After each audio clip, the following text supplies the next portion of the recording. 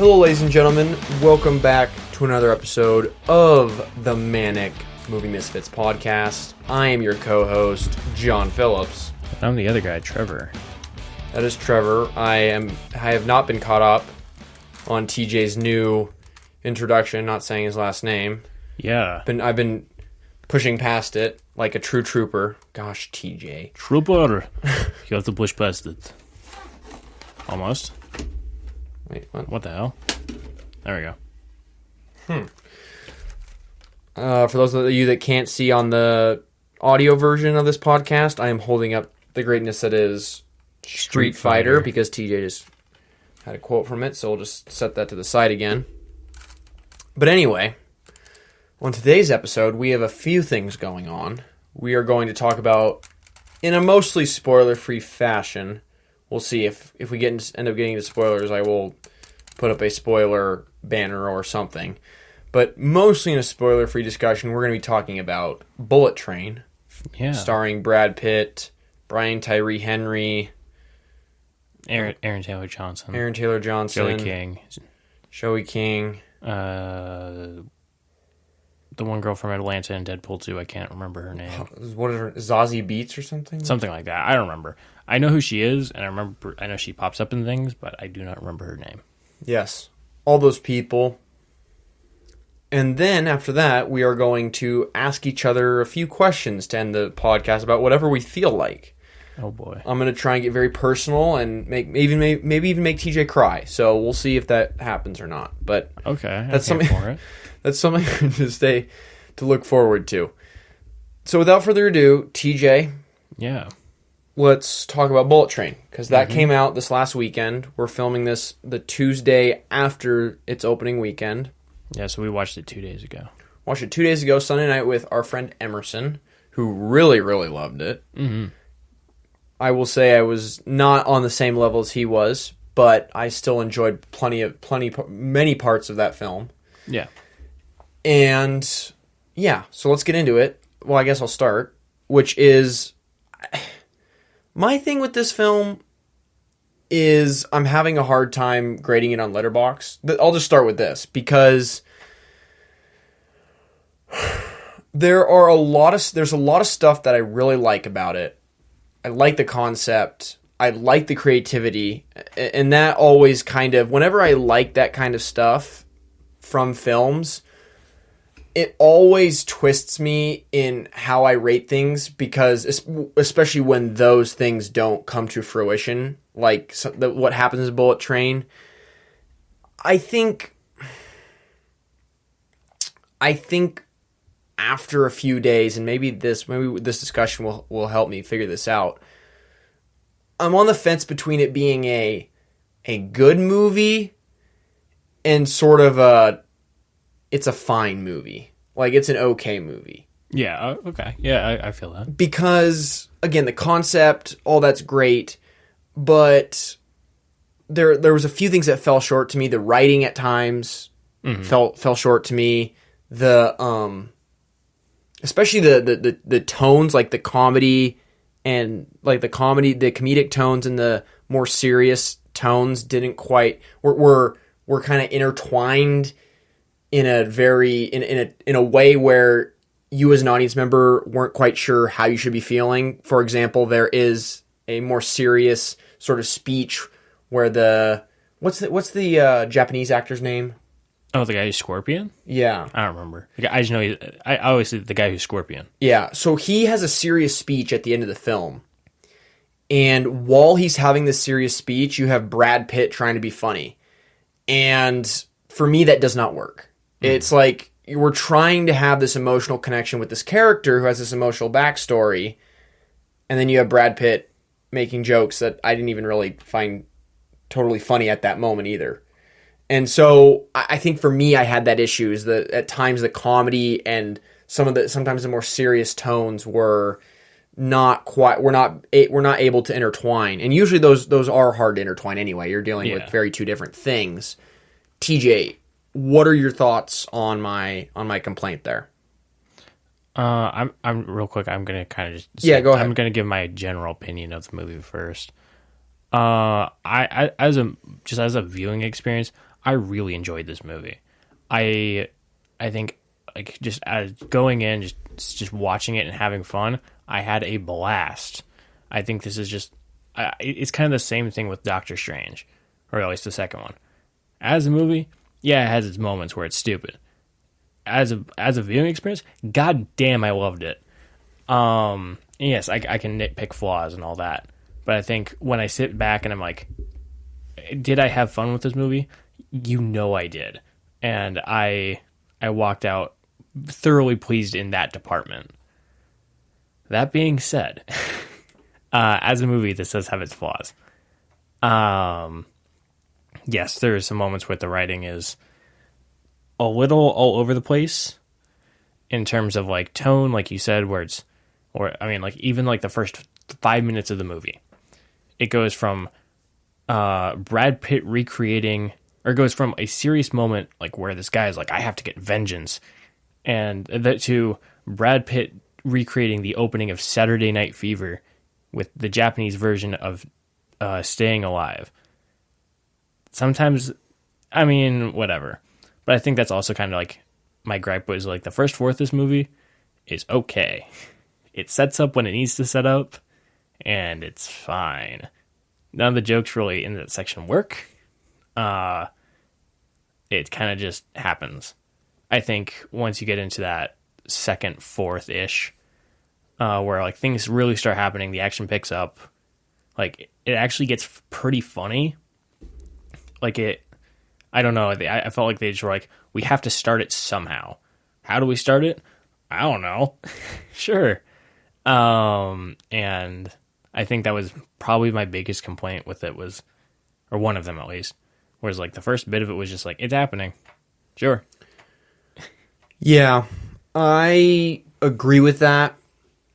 And I want to clarify that I have nothing wrong. There's nothing wrong with the serious tones. I loved the serious tone. Like if you're looking at the serious moments in the film just individually, they're fantastic. They're awesome. And I think that backstory too, as you were talking about, TJ, about the serious backstory, that is wonderfully done. I loved that whole bit, how they intertwine that with what's going on in the train with Brad Pitt. Yeah. How these kind of characters come together and resolve that at the end. Yeah. I loved that. Yeah, there's some great moments of like how everything kind of all fits together in its own little cool little like puzzly way, and that part's super cool. That's one thing I loved. Like between that and like even just like how characters move around on the train, and just like person A meets person B, and then person C randomly enters the fray, and it's just like, it's so cool. It is really cool. They did a nice job with that. But again, it is just trying to combine those, I think, was a bad choice. Yes. Because on one hand, you could have had this super badass what are they? A mob? What are they? A gang? I can't remember. Oh, the White Death Gang? Yeah, that's like a gang or whatever. A crime, underworld crime syndicate, whatever. Yeah. You could have had a really cool movie about that. TJ's headphones almost went flying into the unknown. Yeah. You could have had a really cool movie about this underworld syndicate and maybe Brad Pitt coming in a very serious manner. Mm-hmm. Which was the original intention of this film, actually. It's what they were originally going to do with the script. And I can't remember who was the original director. I don't remember. I just know David Leith did it. Yeah, there was going to be a different director. I'll look for you. Thank you. And they were going to do a super serious... Anton Fuqua, I think, was at one point going to direct it. I think I saw he produced it. Yes. But... And originally, when he picked up the script, it was going to be a much more serious, toned film, and kind of really go in with that underworld syndicate samurai stuff, which they did do some of that. And like I said, all that stuff is brilliant and creates some great action and great backstory. But it is the combination of the comedy that I think was just not the greatest, because I think it should have been either you go comedy or you go all serious on us. Very few times can you manage to mix those two together, especially with the topic from the serious side of things that was going on in this story that has it actually working on a consistent basis. Yeah. It was Anton Fuqua was going to direct it, which he ended up producing. And he wanted to do a violent R-rated action thriller in the vein of Die Hard, but it turned into a comedy movie. Yeah. And it looks like Lady Gaga was supposed to be in the movie. She was supposed to be Sandra Bullock. On the phone. Okay, well, she doesn't really do much anyway. Well, so. I was just saying, it looks like that's the only person that they had to recast, but it is interesting that Lady Gaga could have been in the movie. That is very true. It is interesting. Your comments about the opening, like I said, I agree with, and it also made it so it was kind of hard to latch on to the film, because you get introduced to, like you said, the serious stuff, and then it's Brad Pitt, so you're kind of disoriented a little. And then what really disoriented me, and this was one of my other gripes. Don't worry, I'll get to the fun stuff. Trust me, guys. I really like this film. Currently, I have it 3 out of 5 stars on Letterboxd. I don't get me wrong. I thought this was basically a good movie, but is the way they manage characters well, but then when the way they cut to certain parts in the train, especially there's this one moment with Brad Pitt where they go away from him for, I don't know, 20 minutes or something. Something like that. With no clear transition or no clear indication that they're going to do that. Mm-hmm.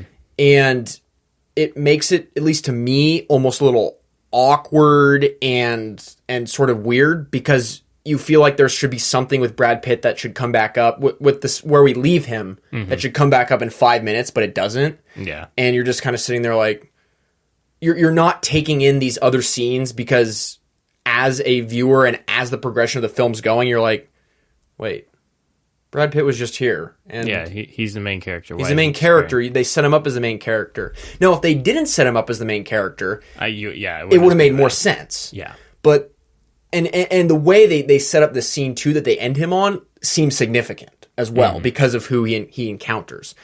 But yeah, that was, I think, my other big issue was just sometimes how they were edited and paced. Not paced, but more so edited and came back to characters in the movie. Yeah. But I will say there is a lot of things that I did really like about this film. As I mentioned, the backstory I thought was meaningful and was resolved nicely. Brad Pitt is funny quite a bit in this film. Oh, yeah. He shows his comedy chops. So funny. Brian Tyree Henry and who's the other actor's name? Oh, Aaron Taylor Johnson. Might be my favorite part in the film. Those two might be my favorite part in the film, besides the whole samurai underground crime stuff. Yeah, they're great. They're hilarious. And the whole Thomas the Tank stickers. Thomas the Tank Engine is such a great bit that I'm so glad they added, because it's so dumb it works. It's so dumb, but also it's so meaningful at the end. It adds so much to it. Like, it's goofy for at the beginning, and then it helps drive the plot while also be coming back in the end and being like you said, meaningful. It's awesome. I love it. Yeah, it's all I'll say is it adds a more serious layer and more threatening layer to the last few scenes that wrap up sort of their arc in the film. Yeah. But yeah, it just also costume design too, because we're talking about them as well. They had some great costumes, and so did everyone else. I thought that was really nice. Yeah, this movie looked great, I'd say. Cinematography was amazing. Just the sets, the way they made everything looking color wise. It just felt like a very finished, we built these sets to just be cool, and it feels that way, and it's awesome. Yeah, they really went hard in that department. I loved the individuality of each cart.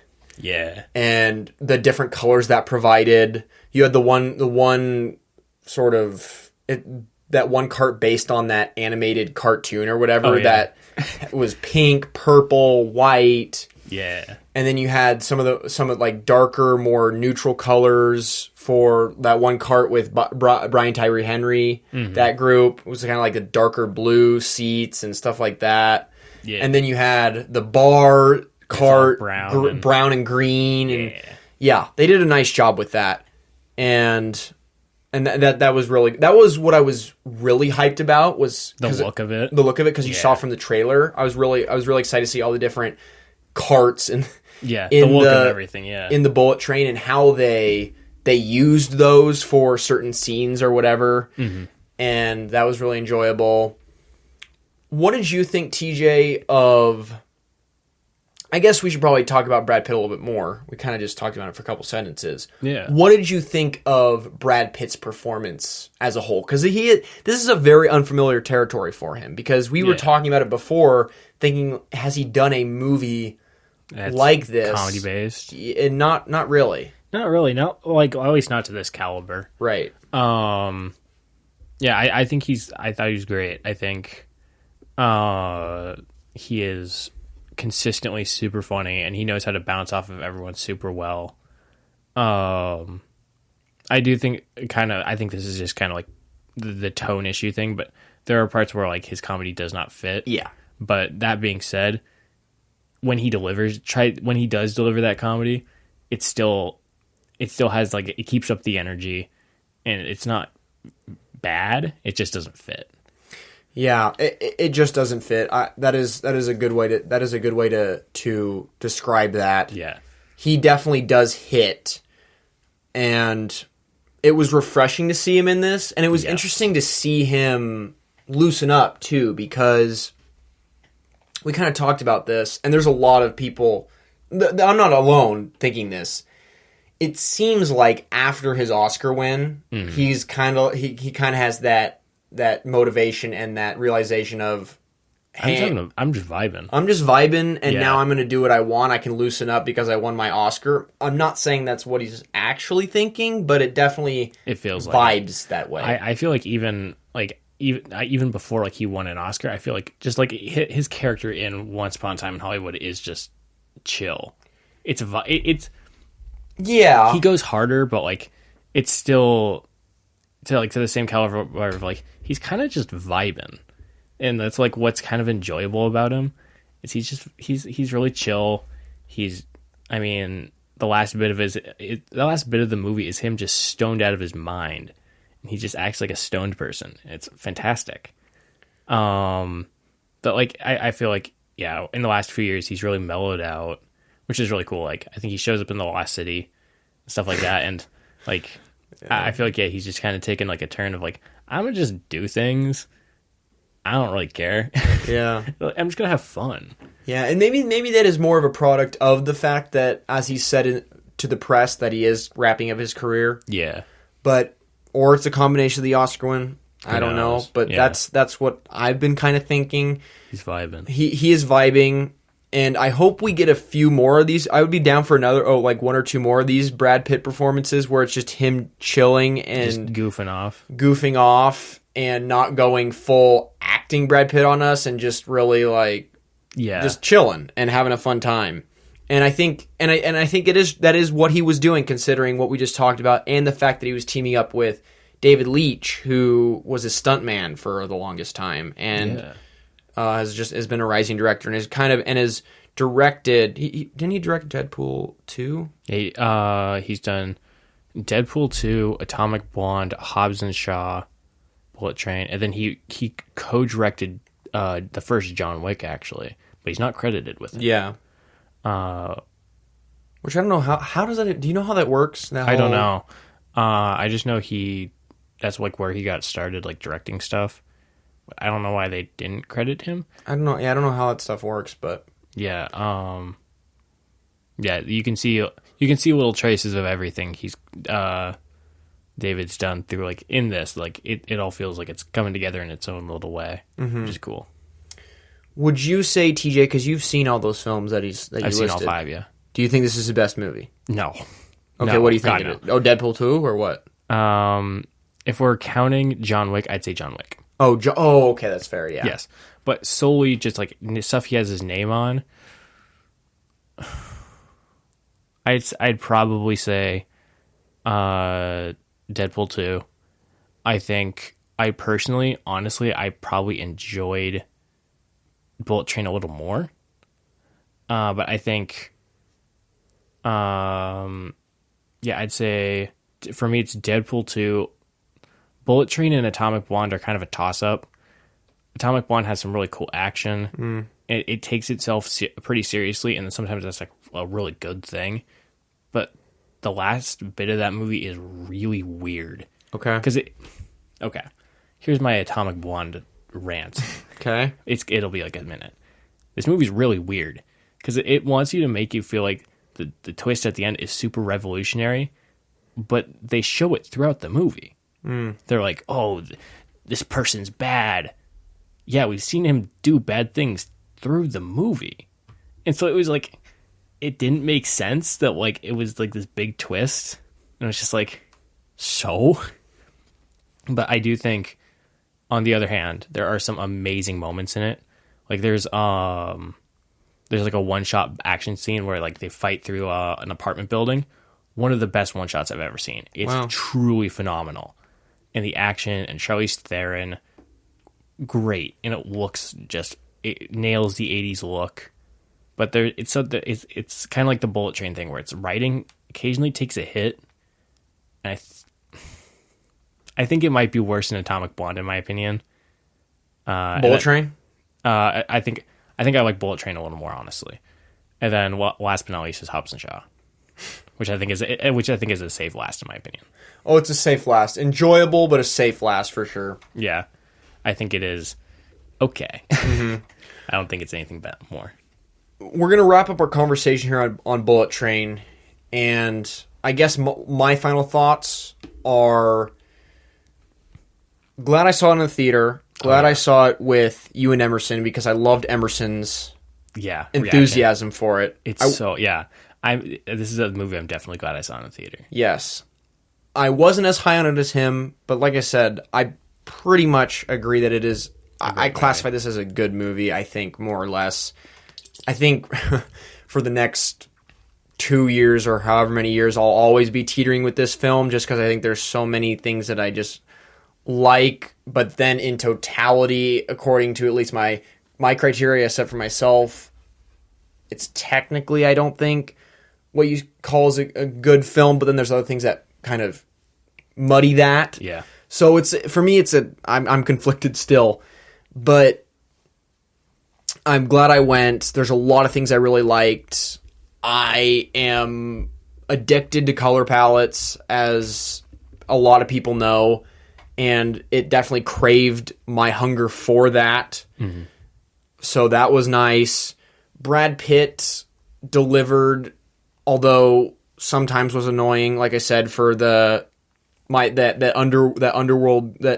underworld crime organization backstory. I kind of got annoyed by him when he was interjecting in that very emotional moment that really aided that part of the plot. Mm-hmm. I will also say that this movie was smart in many regards as to how it handled deaths or how it situated characters to aid the story at the end, whether it was a reveal or a surprise that this character did this or survived this or whatever, when you initially thought, oh wait, that person is not with us. But yeah, I really enjoyed all that. And go Brad Pitt. Yeah. Let's let him vibe. Let's let him vibe more. Oh my God. David Leitch has 5 movies he's lined up. What? Atomic Blonde 2, one called The Fall Guy with Ryan Gosling. Okay. One called Bang with Idris Elba. One just called Kung Fu. And then this is one you're not going to like. Oh no. A remake of Enter the Dragon. Yeah. But, it's safe to say he's in high demand. Interesting. Huh.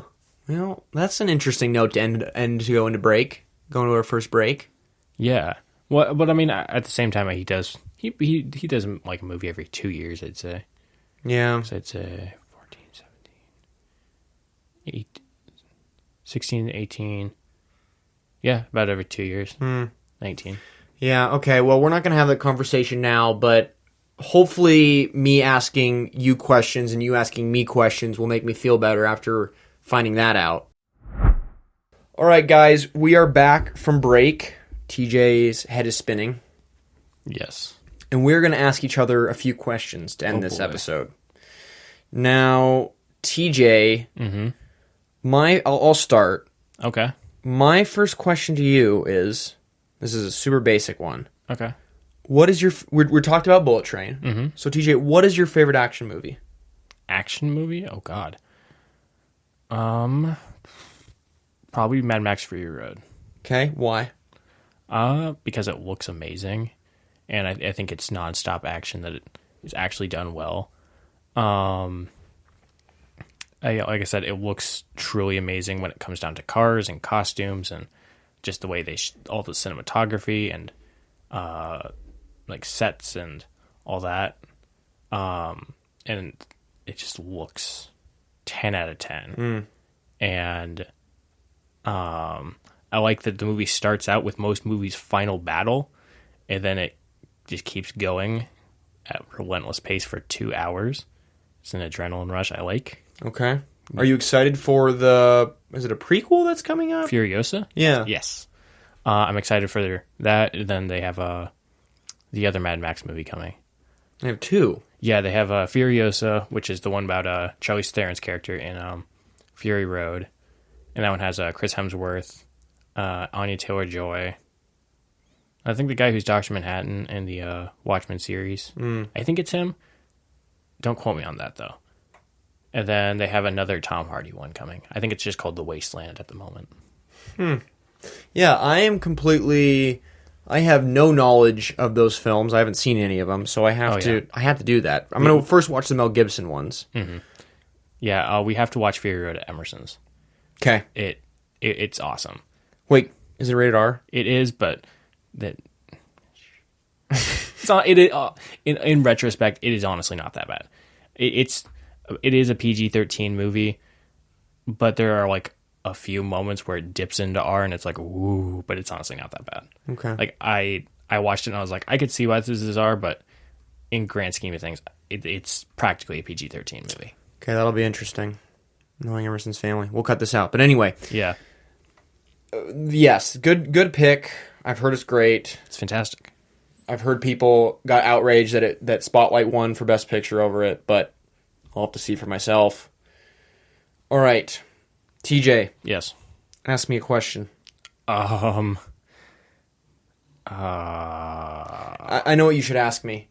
John, why do you need help? That is a question that I can't even answer, but I could go on for ages about if I wanted to. You know what I'm saying? Yeah. Or you could ask me, John, what's the worst season of Star Wars: The Clone Wars? Gosh, that is. I have to go to my computer for that. I think. Here's what I'll say. I think season 1 is not as bad as people say it is. Season 1's honestly pretty decent. But I think a lot of people give it hate, especially after the later seasons came out or are available because those are great seasons. But season 1 of Clone Wars actually has a top 5 episode for me, which is the one where what's the guy's name? Plo Koon, I think, goes to, or not Plo Koon. Who's the guy with the green guy? Yes. Kit Fisto? Right. Kit Fisto and his apprentice go to Grievous's lair. Oh, yeah. That episode hits. That's a great episode. That is a top 5 episode for me, and that's season 1. That is one everyone likes regardless of if you like season 1, that is a well-loved episode. Okay. I remember I think there was a level in the like a Star Wars Clone Wars game. Oh, yeah? And I adored that level. I played it 50 billion times probably. But yeah, that one's great. I'm going to see what it has on IMDb, but as I look at which season is the worst, I don't know. I think I will also say that there wasn't. It might be 2 or 3 maybe. Like Because I remember all the later seasons were just flat out good. Yeah, I think 3 is the season where everyone says the show gets good. Because that's the one with the first Night Sisters arc and stuff like that people really like. Do you think there's a bad episode of or a bad season of the Clone Wars? Overall, probably not. I'd say for me, I think there was a difference in between 1 through 5 and 6 and 7. Like I think there's a true difference between those seasons, because 1 through 5, it has that familiar feel every season. It's 3 episode arcs. It's fun. It's all over the place. That's its appeal. Mm-hmm. You get into season 6 and 7, and it's a lot more like, it almost feels kind of like a movie, where it's like, hey, we have these arcs, but they truly bounce off of each other. Like, this leads into this and this. Mm-hmm. Like, there's one where it's like they start talking about Sifo Dyas, and then it like launches into like some completely random arc because they just can, and it feels really weird. They also replaced like half the voice actors for that season. Like, I think Tim Curry is Palpatine that season. Really? Yeah, it's really bizarre. Like, they recast like a bunch of people. Huh. That being said, yeah, I think for me it might be like, it might be season 6. I actually no, I don't even know. Probably 1 or 2. Yeah. I can't even remember what's in 2, in all honesty. Yeah, I can't remember. I remember what's in. What is in 2 here? So, remember it opens with the arc where Cad Bane decides to breaks into the Jedi Temple archives. Oh yeah. There's that arc where he's stealing a holocron. Yeah. And then holocron. Let's see. What else do we have here?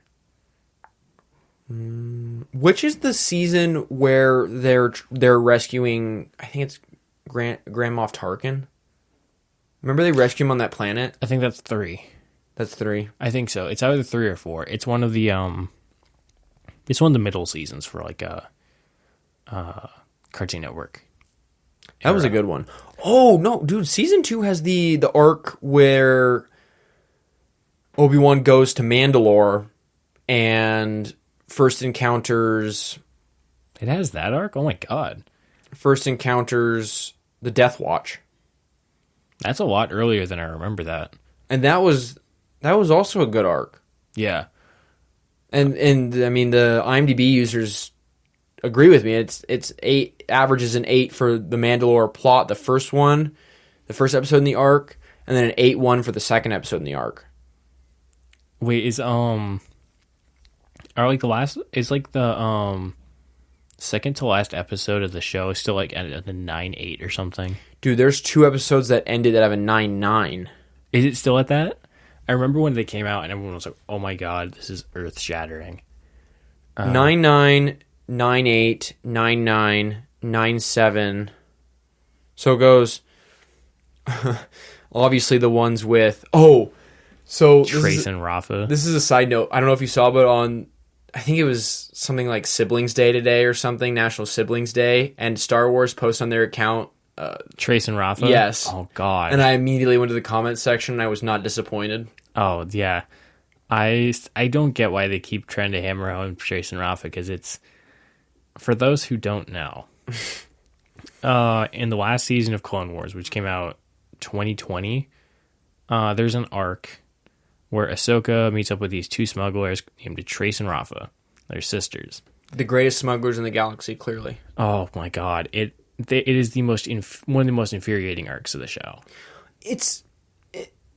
Forget the content in those episodes, but it totally kills the whole momentum of the season. Fortunately, it recovers because the last 4 are amazing. But still, I mean, it still kills the momentum somewhat, because the first arc is great. The last arc is phenomenal. Because we get introduced to the Bad Batch. Yeah, that's a fun arc. then we get this middle arc where there's one episode where literally nothing happens.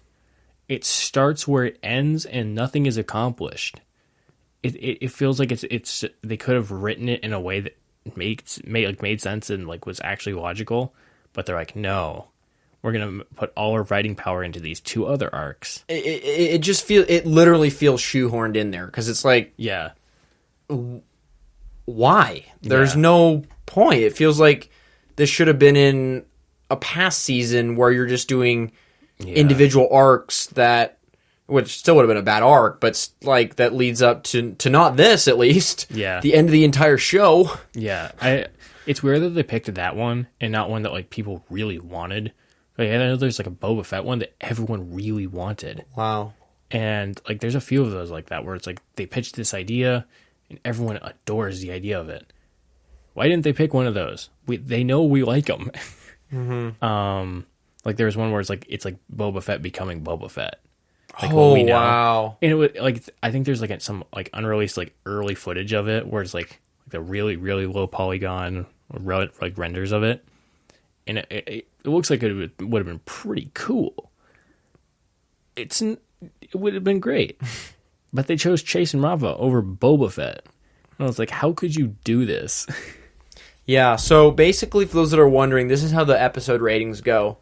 So this is from the first episode in season 7 to the last. 8.2, 8.1, 7.7, 8.5, 6.5, 6.1, 6.0, 7, 9.7, 9.9, 9.8, 9.9. I would have expected those Trace and Ralph episodes to be later, or lower. Oh, even lower than that. Yeah, I thought originally they were like way low, like in the 5s. Either they got better with time, or they weren't as bad as I remember.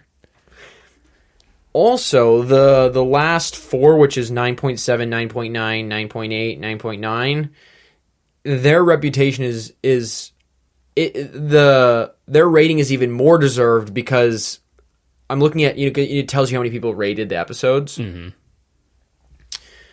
The middle ones, around almost 3,000 to 4,000 people rated those episodes. The last 4, there were 13,000 people on average that rated those last 4. 3 times as much. Yeah. That's awesome. But it shows you that the fact they remained at a 9.9 with that many people, Yeah. it's just a testament to how good how great those episodes are. how great those episodes are. Oh Now, my I will God. say Rebels I like more, like from a favorite perspective. Like, Oh, yeah. that's my favorite animated Star Wars show that I've watched. Yeah. But the Clone Wars is superior. It's great. Yeah. Now I'm interested. Rebels. What's Rebels' highest episode? Let's see. I don't even know. I remember when I watched the end, like the finale of Clone Wars, I stayed up till like 2 a.m. to watch it. And my mind was blown. I was like, oh my God. And I was just like, this is it. Yeah. I would do that more, but also school exists and No, school doesn't exist. we're not in quarantine anymore. Just go full severance, man. Just disconnect your brain from school and watching stuff, and you'll never know that you went to school in the first place. It'll be okay. And I never know I learned about speaking Japanese. Yes. Are you taking? I'm taking Japanese Really? this semester. I have to take one language. Oh, for business. Yeah. That makes sense, actually. My advisor didn't tell me I had to take 2 years of a language because Go advisors. why would they? So I essentially was just like, I went to the head of the department and I was like, they told me 2 years too late that I have to take a language. And he's like, oh, cool, you can be my test guinea pig for my new outline where I only have to take 1 semester. Oh, okay. That's And nice. I was like, thank you. yeah, that helps. That helps so much more. Actually, Rebels does have some really highly rated episodes. Really? Well, I shouldn't say actually, because there are some good ones. But I didn't know one was rated this high. The Twilight of the Apprentice Part 2 has a 9.8, God damn. and that has how many people rated that one? That is the one that everyone adores from that show. Oh, 5,500 people rated that one. Okay. I do think that maybe even on the podcast or in some conversation, DJ and I talked about our favorite just Star Wars animated episodes. Oh yeah, that's And easily the one Twilight of Apprentice Part 1 and Part 2 is easily a top awesome. 5 for me. Yeah. That's great. It is really great. It's great because it has a lot of spectacle to it, but it actually has emotion and backstory to it that is finished off in a way, or adds the emotion that you wouldn't have necessarily saw coming even 5 episodes before, because that is also relatively around the same time where Ahsoka gets introduced just in general to the Rebels show. She gets introduced, I think, at the end of season 1. Right, and that's the end of season 2, yeah? Yeah, she's only in like maybe 7 episodes or something. She's not in much. Yeah, but just the way that all culminates, plus the spectacle, it's awesome. It's awesome, and just some great individual Star Wars shots too in that whole sequence, especially at the end. That whole part 1, part 2, especially at the end. All right, TJ. Yes. What do I want to ask you? You made it sound like you had questions lined up. I did have questions lined up, but now all of a sudden I forgot them. Oh no. Which is a shame. This is why I need to write stuff down. Sometimes I remember everything, and sometimes I remember nothing. There's no in between. It just does not exist. Okay, let's stick with Star Wars, TJ. Give me your top 3 Star Wars characters. Characters? Ooh.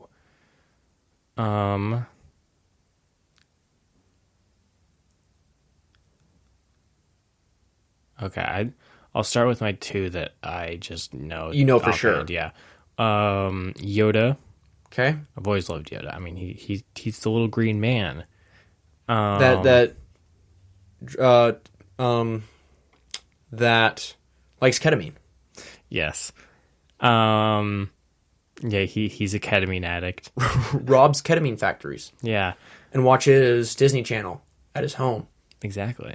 That isn't on Dagobah for some reason. I don't know why. Who knows?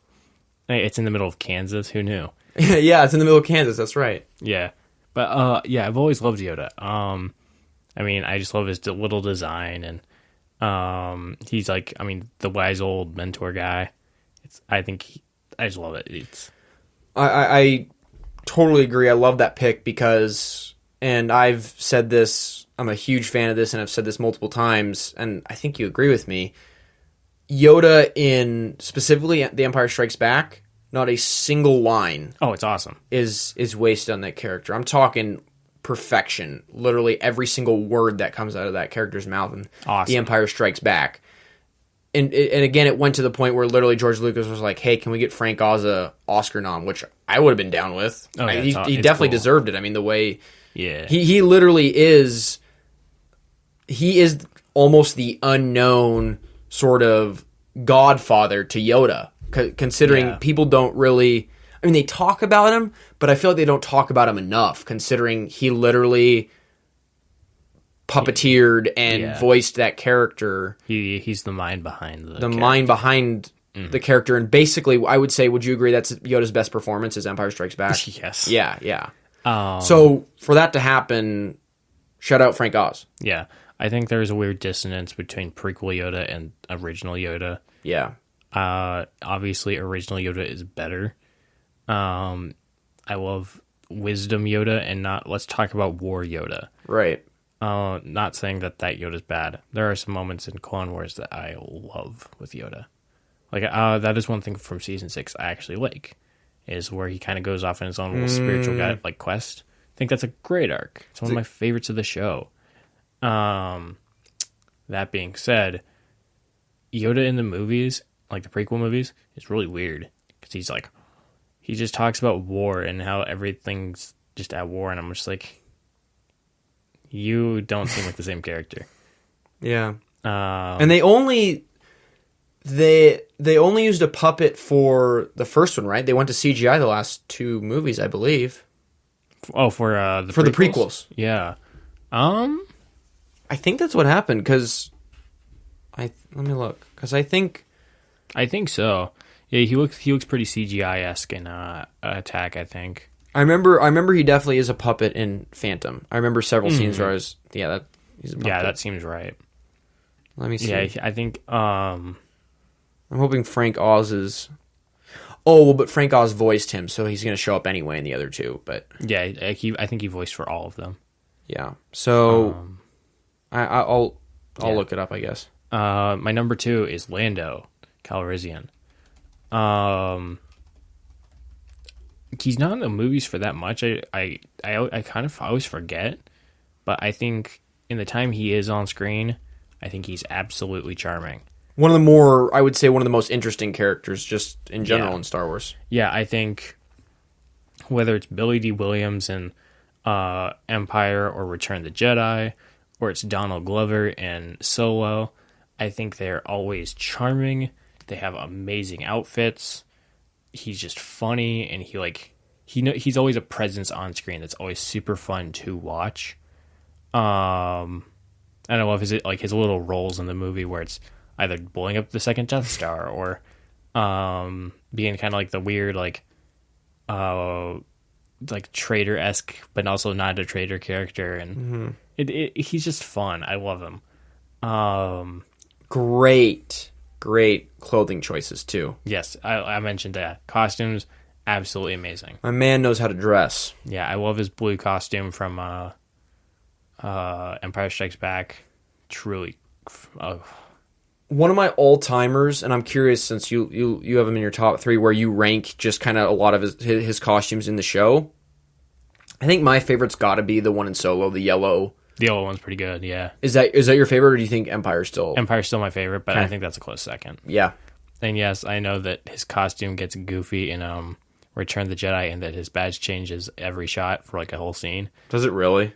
Have you not seen that? No. So it's a very famous thing from Return of the Jedi is there's a scene where Lando and Han are talking, and like 3 or 4 shots like in a row, the badge keeps changing. Okay.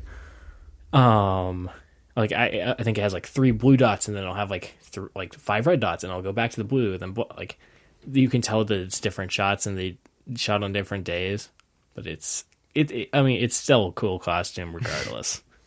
Yeah. Last character.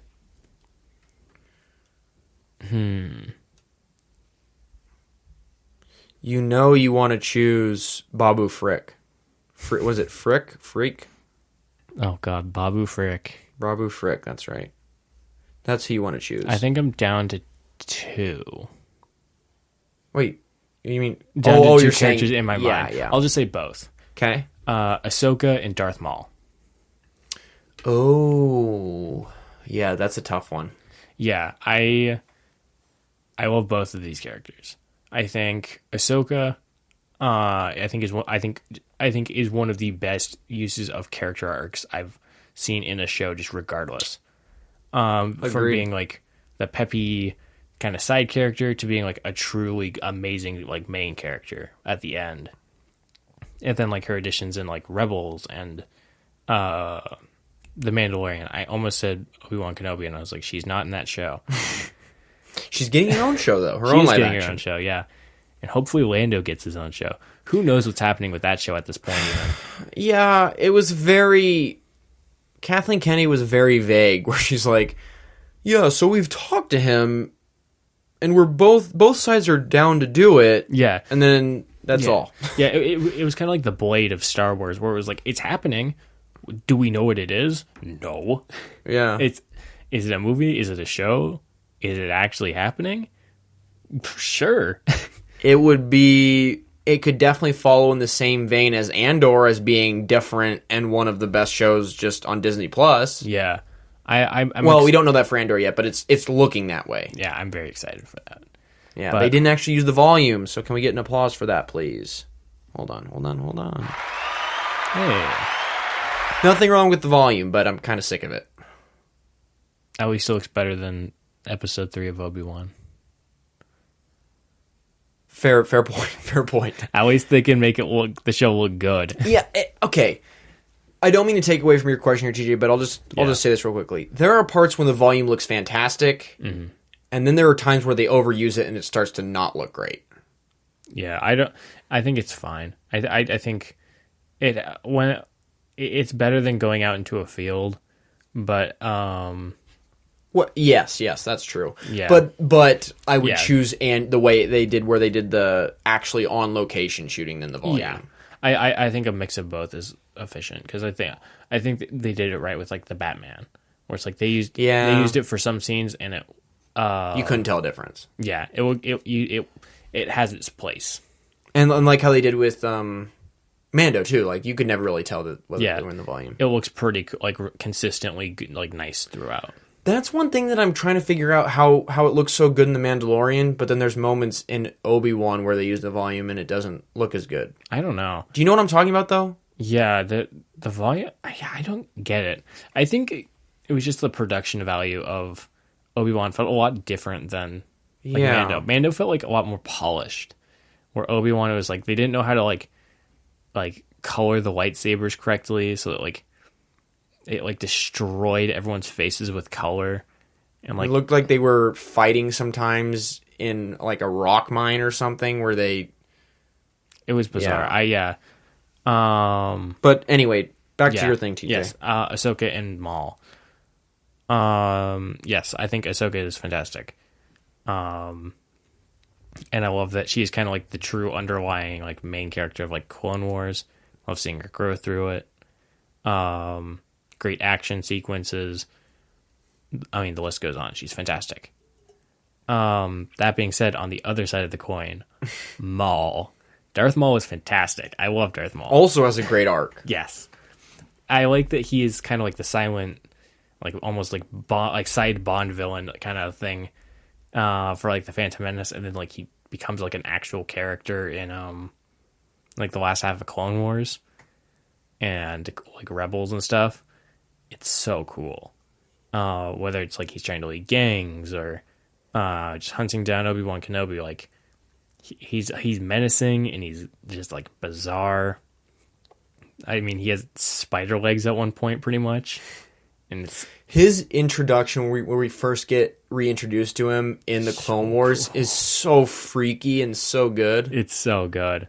Yeah, like the first like half of season 5 where he's just like him and Savage are just like they're going after Obi-Wan and then they're going after Mandalore. It's so cool. Like the arc where they take out all of the syndicates is a top 3 arc for me. Oh, I'd probably say same. Yeah. I remember. I think the season 5 premiere is the one where Obi-Wan and someone else like 2v2 Savage and Darth Maul. And then it ends with Obi-Wan with 2 lightsabers like fighting both of them, and it's so cool. And I watched that and I was like, my mouth was on the floor, and I was just like, this is amazing. This is top tier Star Wars in my opinion. Mm-hmm. I'm trying to find those episodes. I think the first one is the one I was just talking about was like it's called like Reveal. It's like the first episode, I think. Of 5? Of 5. Yeah, you're right. Revival, yeah. Revival, that's what it is. I was going to say, it's something like that. Mm-hmm. Great episode. 8.8 yeah. on IMDb. Great action. Not much in the terms of story. It's mostly just Darth Maul wants to kill Obi-Wan. Whatever. But as a set piece, goddamn, it looks amazing. Also, this is a random shout-out, but shout-out Gunji. I just saw him on one of the thumbnails for one of the episodes, but he's coming back in Bad Batch, so... Yeah. Oh, Gunji survived Order 66, and that, if I do say so myself, deserves another applause. Yes. I mean, if anyone can survive the Order 66, they're basically a legend already. So anyway, that was random, but Gunji, quick Gunji shout-out. Go Gunji.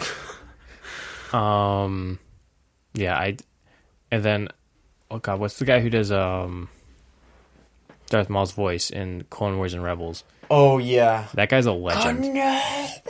Yeah, the lengths that man will go to destroy his vocal cords to play Darth Maul is fantastic. I love it. Truly. Yeah, truly. You know what? And he enjoys it too. TJ, my question here is bringing up so many things for me as well as I'm going, because I've been going through these episodes, just trying to find the ones that we've been talking about. Yeah. One that I no way deserves a 6.1, and I actually found really unique and enjoyable, and dare I say flat out good, is the arc with the droids. I enjoy that one. Especially the episode A Sunny Day in the Void, which has some great cinematography of grand scale animated cinematography of the droids just walking in a wasteland of just desert and desert and desert. Maybe I'm higher on those episodes because I just remember those shots. Maybe I need to actually rewatch them, but nonetheless, they're enjoyable. I don't know if they necessarily deserve a 6.1. No, wait, is the Youngling arc in the same season? It's literally the one right before it. Oh wait, okay, no, it's not. Gunji's just in that one. I gotta find it. You're talking about the one where they go for their kyber crystals? Yeah. I was gonna say I'd say those ones are pretty equal in my mind. Where it's like they're enjoyable, but I definitely don't think they're the best of the season. Yeah, I see a big She-Hulk ad, and that's all I see. That's right. I forgot you can stalk me. A little bit. You can stalk my computer, my web surfing. Yeah, I think. Where is it? I think season is 5. It 4 maybe? Yeah, that one might be in 4. I just remember 5 ends with, the one with Ahsoka in the Jedi Temple, because I think the one before that is Maul taking over Mandalore. Oh my gosh! Which that one ends with another cool lightsaber fight with Darth Sidious, which is awesome. Anything Mandalore related in the Clone Wars always hit. It goes always so hard. It's fantastic. And those ones too, some of them, not all of them, kind of get into the politics of Mandalore and stuff like that. And there's a few other episodes too that get into the politics of in Coruscant. Yeah, those Star are Wars. Those are great, and I'm hoping we see more of that with who's the red hair lady in A New Hope, Rogue One, or not A New Hope. Mon Mothma? I hope we get into more of the political state of I think that's her name. Star Wars with Andor, because we kind of got teased that. You saw the trailer, right, DJ, where she's kind of in Coruscant or talking about all this stuff. I hope we get the same treatment, but Mon Mothma's her character. That's an even bigger side note, but I wanted to shout that out. Yeah, I don't remember where I was going. You're vibing with what I'm saying though, TJ, about getting more in depth with the whole politics and everything. Yeah, that was one thing that Clone Wars actually did right, in my opinion. Yeah, was it made Star Wars politics interesting, and not like the prequels, because prequels politics is boring as shit. It's literally just surface value stuff. It's really basic, and they just throw terms at you, and they're just like, remember trade agreements? And you're just like, what? I want to watch men fight with a laser sword. Newt gun race superiority, please.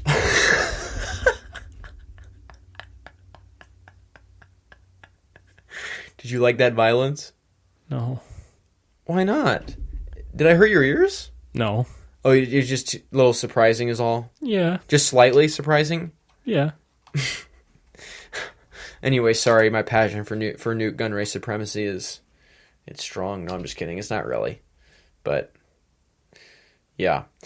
Also, shout out, speaking of Newt Gunray, keep doing all these shout outs. Shout out the opening to Phantom Menace, kind of bomb. Oh, yeah. Where they go into the federal ships. Yeah. And also, what time do we have to be done with this? In 6 minutes. 6 minutes. Okay, cool. You want to ask me one more question, TJ? One more question. So we can, so our questions can be balanced like all things should be. Thank you, Thanos. You're welcome. Mr. Brolin. So, when Marvel asked you, hey, do you want to play a 700 or a 9-foot, 700-pound purple man? What did you say? Ooh. Other than Battlefield Earth, what is the worst movie you've ever seen? Okay, I thought this was going to be hard. Oh, Star Wars Holiday Special. Okay. I think so, because the ones that immediately come to mind, first of all, even then it's like Battlefield Earth, Star Wars Holiday Special. I think what comes to mind immediately is Holiday Special, Catwoman, the Halle Berry Catwoman. Mm-hmm. Oh, it's pretty bad.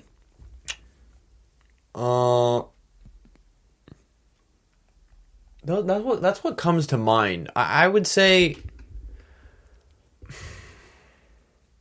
no. I would say Catwoman, because the Star Wars Holiday Special actually does, oddly enough, have redeeming qualities. Like, I actually think the Boba Fett cartoon bit is actually genuinely awesome. interesting Yeah. and enjoyable. So I take that back. So it'd probably be Catwoman.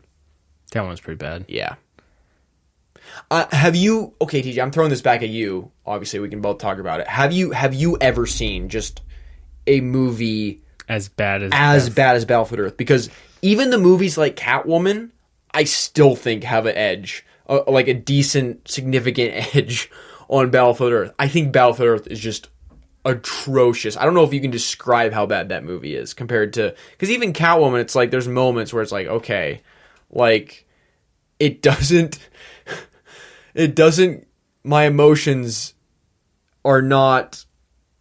It's just, yeah, oh my gosh. I can't even speak English thinking about that movie. It's just... The feelings that I have when I watch Battlefield Earth are not the same feelings that I had watching Catwoman. Catwoman is terrible. It is terrible.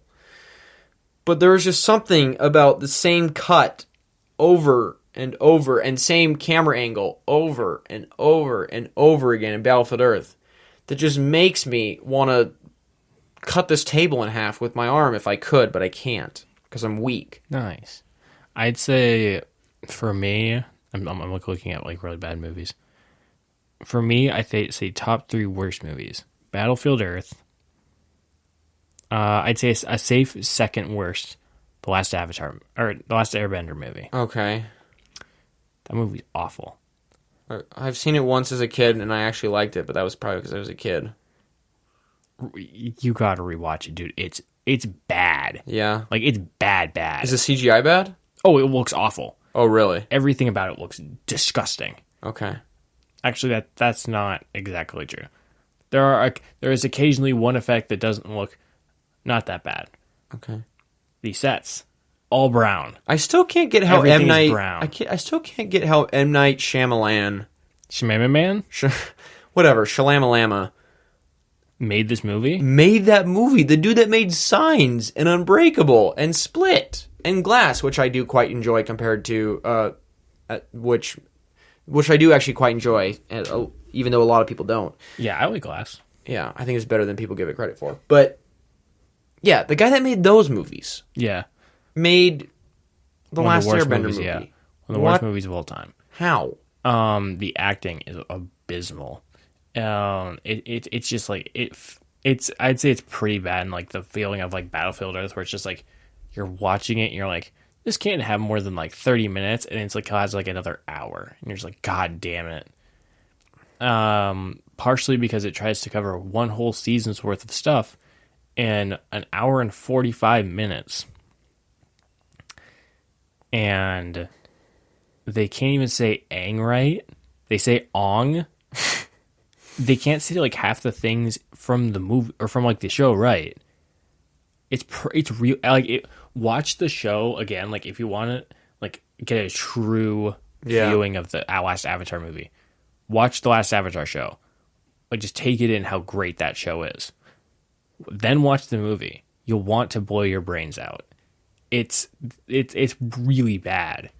If I watched if I hadn't watched the show and I just watched the movie, probably wouldn't think it's that bad. But I think as a fan of Avatar, like a new fan of that show, it's one of those things where it's like you watch it and you're just like, Jesus. I watched it with Emerson, and he was ready to jump out the window. On that terrible, depressing, destroying, emotionally compromising. Oh, and I know the other top 3 worst movie. Zoolander 2. Okay, I can't... That doesn't destroy me because I haven't seen it, but it probably will if I watch it. It's really bad.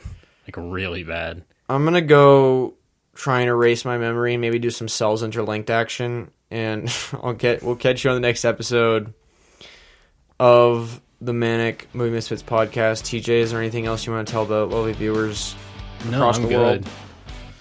Okay, I'm gonna go claps. You do that. Peace. I'll be here. Adios.